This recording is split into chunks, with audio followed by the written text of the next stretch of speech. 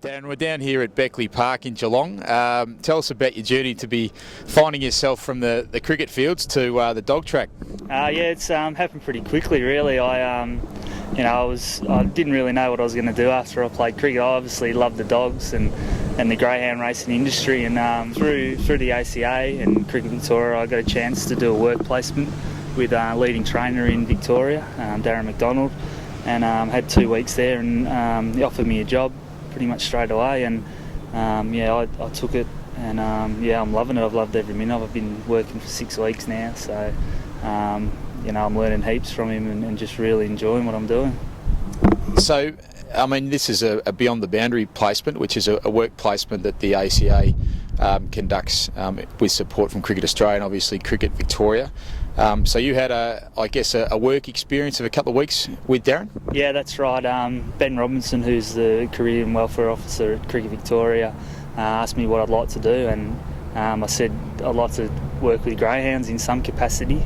I got a few numbers, and was lucky enough to get the opportunity to work with Darren McDonald, haven't looked back from there. You had quite a decision to make, though. There was an opportunity to continue playing with the Melbourne Renegades in the Big Bash League, but this opportunity, work-wise, was too good to refuse. Yeah, that's right. I was going to sign again for the Renegades this year. Obviously Darren let me have the 6 weeks off that I needed over Christmas, but just with the commitments with the dogs, it's hard to get to training for the local club Dandenong. And I just thought, if I'm not going to, give it my 100%, then I'd like to do the dogs and give that my full 100% effort. And obviously it was a big decision. It's been a big part of my life playing cricket, and I loved my time at the Renegades last year. Simon Helmet and the boys were fantastic, and it was a big thing to give up. But hopefully I've made the right decision, and I'm really looking forward to giving the greyhounds a full crack. So you're down here trialling some dogs. What does that entail? Pretty self-explanatory, really. I'll just let the dogs have a run, one out, just to give them a bit of fitness during the week, in between races, and also a bit of experience for the younger dogs to have a run on a track. Also, coming out to Geelong, it's a 2-hour drive from home, so it gives them a bit of travel experience as well, because some dogs don't really like the trailer, so it gets them used to it. And how did they go today? Yeah, all pretty good. A couple of them weren't so flash, but pretty happy with the times. I think I had 6 in and 4 ran reasonably well, so it was good. And do you call them stables when you got dogs? Kennels. Kennels. So in your kennels, there's a little bit of promise. Obviously I'm working with a top kennel, so there's plenty of good dogs there. But I've got one that I'm training by myself.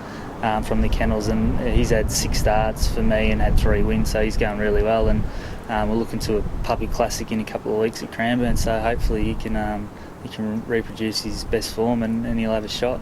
For the punters out there, what's the name of that dog? Zipping Josh. And what do you look for in a good dog? Obviously breeding's a massive part of the greyhound industry, and if you want to buy a dog, you need to spend a little bit more money and go for something that's really well bred. But as a pup, you look for long legs, nice shape, and then cross your fingers and hope for the best. Anything like looking for a good fast bowler? Pretty much. You like the tall ones, the long limbs. You like them to be pretty smart as well, switched on, but not too smart where they don't want to chase, because they know they're not going to catch the bunny at the end of it. That sounds exactly like fast bowlers. Darren, great being with you, and all the very best both with your dogs and with life after cricket.